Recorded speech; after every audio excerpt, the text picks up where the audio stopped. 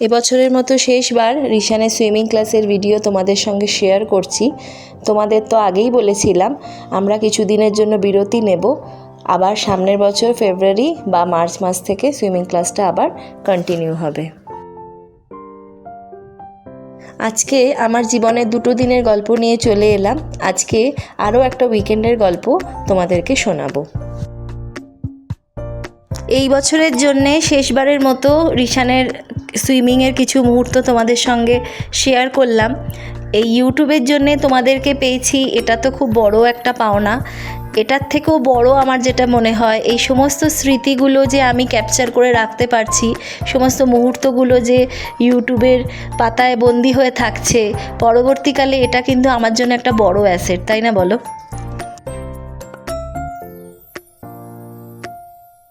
বেচারা রিশান কিছু বলতে পারে না বলে আমরা বাবা মা হয়ে যা ইচ্ছে ওকে দিয়ে করাই, অনেকটাই কষ্ট পায় ঠান্ডাতে। যাই হোক, কিছুদিন ও একটু আরাম পাবে, আবার ফেব্রুয়ারি মাস থেকে আবার শুরু হবে ওর সুইমিং ক্লাস। তবে রিশান যে একটা নিয়মের মধ্যে ছিল, যে একটা পার্টিকুলার টাইমে ঘুম থেকে উঠতেই হবে, ক্লাসে এই সময়ের মধ্যে পৌঁছতে হবে, এতক্ষণ ক্লাস করে আবার বাড়িতে এসে স্কুলে যাওয়া, এই যে নিয়ম, এই নিয়মটা কিন্তু এই ধরনের বাচ্চাদের জন্য খুব ইম্পর্টেন্ট। তবে সুইমিং ক্লাসটা বন্ধ হয়ে যাওয়ার পর আরও কিছু প্ল্যান আছে রিশানকে নিয়ে করার।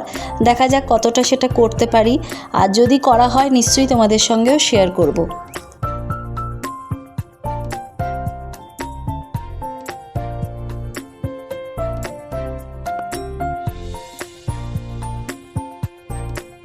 চলে এসেছি 3 জনে বাড়িতে।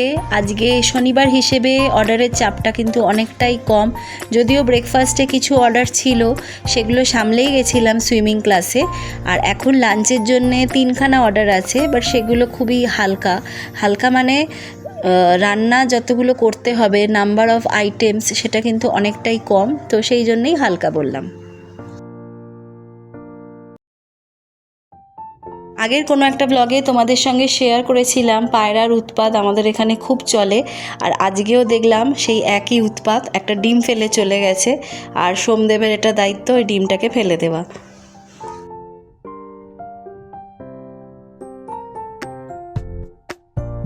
আজকে সোমদেবের কাছে রিশান চান করেছে, যদিও রিশান নিজে নিজে চান করতে পারে, বাট ওর সঙ্গে একজনকে দাঁড়িয়ে থাকতে হয়, না দাঁড়িয়ে থাকলেই ও ঠিকঠাক করতে পারে না। পড়ো, আর রেগে যাও কেন? নাও পড়ো পড়ো।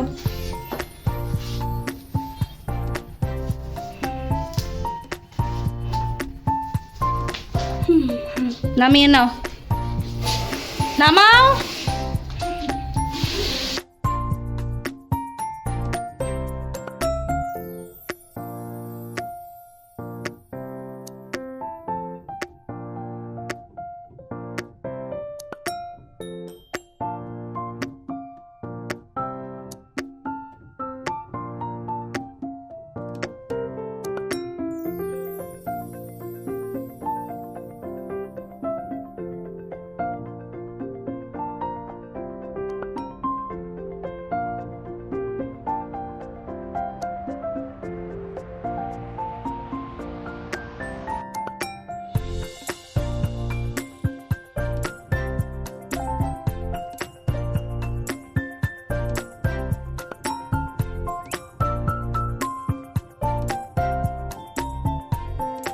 অর্ডারে লুচি, কচুরি বা পরোটা এই ধরনের কিছু বানানো হলে ঘরেতেও সেটা হবে, এটা কম্পালসারি। সকালে বলেইছিলাম ব্রেকফাস্টে কিছু অর্ডার ছিল, তাই আজকে দুপুরে আমাদের লাঞ্চের মেনু কড়াইশুঁটির কচুরি আর ছোট আলুর দম। ভালো আছে, এটা 3rd টাইম কড়াইশুঁটির কচুরি শীতের এতে সিজনে। রিশানের এখন লাঞ্চের 2য় রাউন্ড চলছে, আর মেনু হলো পোস্ত বাটা আর ভাত। আসলে সকালে একটু পোস্তর বড়া বানিয়েছিলাম, একটু পোস্ত বাটা বেঁচে গেছিলো, সেটা দিয়ে ভাতটা মেখে দিয়েছি ওকে। যারা আমার ব্লগ রেগুলারলি ফলো করো তারা জানবে শনি রোববার মানেই আমাদের বেড়াতে যাওয়ার টাইম। হ্যাঁ, বেড়াতে যাওয়া মানে ভেবো না যে কোথাও কোনো মলে যাচ্ছি বা কোনো লোকেশনে যাচ্ছি, ওরম কিন্তু কোনো ব্যাপার নয়। এদিক ওদিক ঘুরে বেড়াই, কারোর বাড়িতেও যাই না, আমাদের সেরকম কেউ নেইও যার বাড়িতে আমরা যেতে পারি, মানে যাদের বাড়িতে গিয়ে আমাদের ছেলেকে নিয়ে আমরা কমফোর্টেবল থাকতে পারি, সেরকম কেউ নেই। তাই আমরা নিজেদের মতোই এদিক ওদিক ঘুরে বেড়াই। এখানে দেখো রিশানের সাথে কে বন্ধুত্ব করতে এসছে। আমি একটা জিনিস লক্ষ্য করেছি, এই রাস্তার ডগিগুলো না বাচ্চাদেরকে একটু পছন্দ বেশি করে। বাচ্চা দেখলে ওদের কাছে চলে আসে, মনে হয় ওরাও খেলতে চায় ওদের সাথে। আমাদের অর্ডার চলেও এসছে। এই পার্টিকুলার আইটেমটা মনে হয় তোমরা এর আগেও দেখেছো। এটা আমাদের রিসেন্টলি খুব ফেভারিট দুজনেরই। মাঝে মধ্যেই আমরা এই পার্টিকুলার জয়েন্টে আসি আর এটাকেই অর্ডার করি।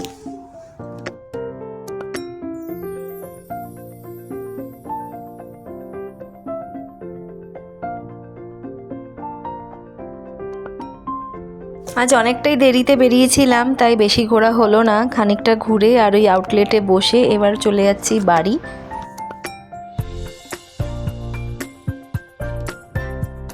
বাড়িতে এসে গেছি। আজকে ডিনারে বানাবো আলুর চপ। আলুর চপের জন্যে একটা ভাজা মশলা বানাচ্ছি, সেটার জন্য নিয়েছি জিরে, গোটা ধনে আর শুকনো লঙ্কা। আলুটা তো সেদ্ধ করেই রেখেছিলাম, এখন আলুর চপের পুরটা বানাচ্ছি। প্রথমে কড়াতে অল্প একটু তেল দিয়ে সেদ্ধ করা আলুগুলো দিয়ে স্ম্যাশ করে নিচ্ছি, আর এর ওপরে একটুখানি আদা গ্রেট করে দেব, আর ভালো করে নাড়াচাড়া করব যাতে আলুর ভেতর থেকে যে জলটা বেরোয় সেটা যেন একদম শুকিয়ে যায়।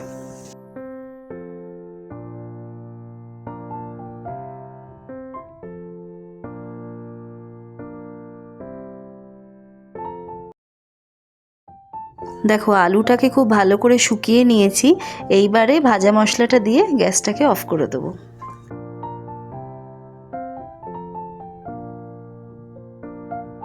লাস্টে অল্প একটুখানি ধনেপাতা কুচিও দিয়েছি। এইবারে বেসনের একটা ব্যাটার বানিয়ে নিচ্ছি, যেটাকে কোট করে আলুর চপটা ভাজবো। তো নিয়েছি প্রথমে বেসন, নিয়েছি কালো জিরে, স্বাদ মতো নুন, একটু লঙ্কার গুঁড়ো যাতে কালার হয়, আর একটু নিয়েছি বেকিং পাউডার যাতে একটু ফোলে।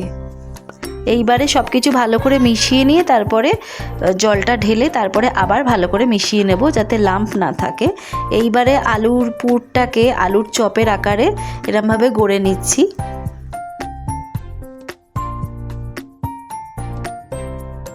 ব্যাস, এরপর তো আর কোনো কাজ নেই। ব্যাটারের মধ্যে আলুর পুরটাকে ডোবাও আর গরম তেলের মধ্যে ভাজো। এই মুড়ি আর আলুর চপ আমার যে কি প্রিয়, সোমদেবেরও খুব প্রিয়, সেটা তোমাদের বোঝাতে পারবো না।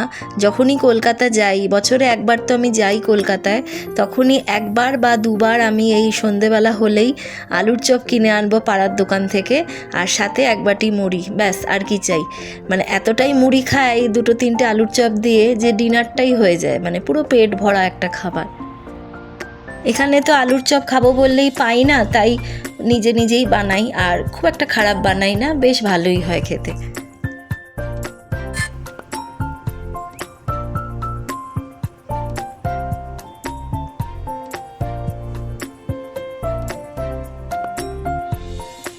খাও খাও, গরম লাগবে না। ভালো।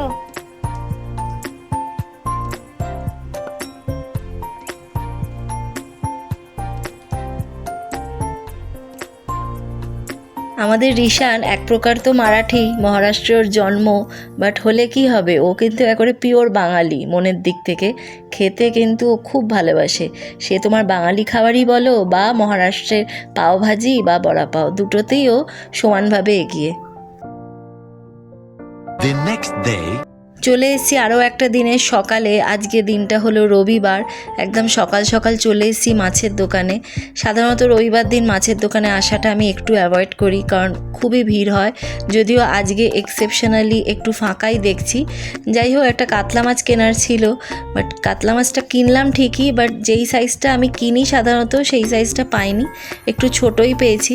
বাট কিছু করার নেই, আমাকে কিনতেই হতো, তাই ছোটোটাই কিনলাম। সকালে মাছের দোকানের ভিডিওটা তো তোমাদের সঙ্গে শেয়ার করলাম। এখন সরাসরি চলে এসেছি রবিবার দিন বিকেলে, কারণ বাকি দিনটা না রিশান খুব বিরক্ত করছিল, কান্নাকাটি, এটা ছোড়াছুড়ি ওটা ছোড়াছুড়ি, খাওয়া দাওয়া করছে না, একটা মানে বাজে একটা পরিবেশের সৃষ্টি করেছিল, তাই সেরকম কিছু শ্যুট করিনি। এখন বিকেলে বেরোচ্ছি, এখন দেখছি মুডটা একটু ঠিক আছে, জানি না বেরোনোর পর কি করবে। তো বেরোচ্ছি, তোমাদের সবটাই শেয়ার করব।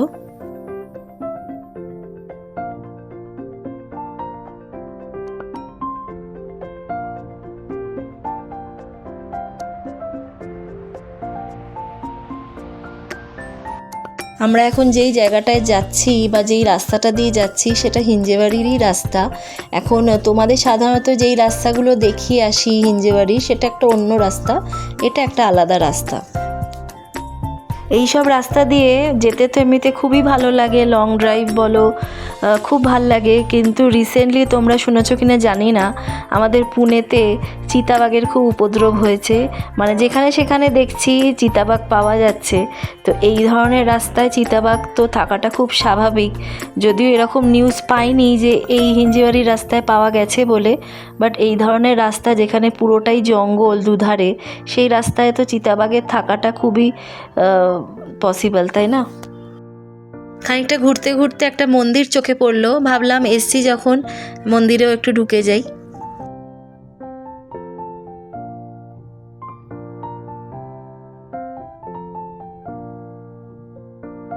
দেখো মন্দিরের লোকেশনটাও কেমন, আর লাইটটা কীরকম জ্বলছে নিভছে, একটু ভুতুরে পরিবেশ। একদিকে মন্দির আর আরেক দিকটা দেখো পুরো জঙ্গল, এপার ওপার দেখা যাচ্ছে না। এইসব রাস্তায় নর্মাল দিনে মানে উইকডেজে কিন্তু ভালোই ভিড় থাকে, লোকজন থাকে, কারণ এটা তো একটা অফিস পাড়া, আইটি পার্ক। বাট শনি রোববার হলে খুব ফাঁকা হয়ে যায়, যদিও কিছু লোক এখানে বেড়াতে আসে দেখি।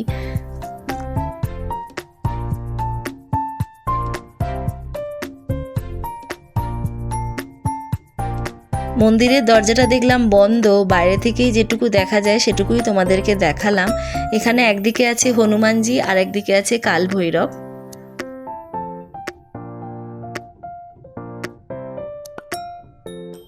যাই হোক, মন্দিরে ঠাকুর দর্শন মোটামুটি হলো, সেখান থেকে এখন বেরিয়ে যাচ্ছি, আর যাওয়ার প্ল্যান হয়েছে ম্যাকডিতে। আর এইদিকে রাস্তাটা দেখো কীরকম ফাঁকা, যেটা তোমাদের বলছিলাম। এখন তো তবু দিনের আলো আছে, যত রাত বাড়বে তত জায়গাটা কিন্তু আরও ভয়ানক হয়ে যাবে, তাই না বলো?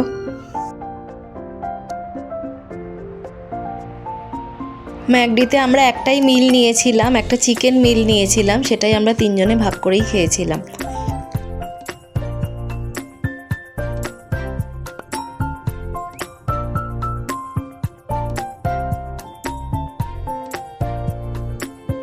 ম্যাকডি থেকে বেরিয়ে এবার বাড়ির পথে যাচ্ছি, আর বাড়ির পথেই আমাদের এই মলটা পড়ে, Phoenix mall of the millennium. Christmas উপলক্ষে কি সুন্দর করে সাজিয়েছে দেখো। যদি সুযোগ হয় ভেতরে গিয়ে একদিন ভালো করে তোমাদের দেখাবো, বাট আজকে বাইরে থেকেই তোমাদের দেখাচ্ছি। শনি রোববার স্পেশালি এই মলটাতে এত বেশি ভিড় হয়, শুধুমাত্র আমাদের এরিয়ার লোকজন নয়, অন্য অনেক দূর থেকেও লোকেরা আসে এই মলটাতে।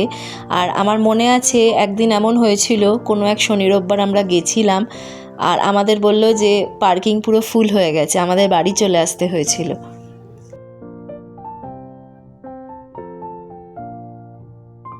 ম্যাকডিতে তো আমরা একটাই মিল নিয়েছিলাম, যেটা আমরা তিনজনে ভাগ করে খেয়েছিলাম, যেটাতে আমাদের মোটেও পেটটা ভরেনি। তাই রাস্তায় আস্তে আস্তে আর একটা প্ল্যান হলো, আমাদের বাড়ির খুব কাছেই ইরানি ক্যাফে আছে, সেখানে যাওয়ার প্ল্যান হলো, কারণ সেখানে বিরিয়ানিটা খুব ভালো বানায়। তো এখন আমরা সেখানেই যাচ্ছি।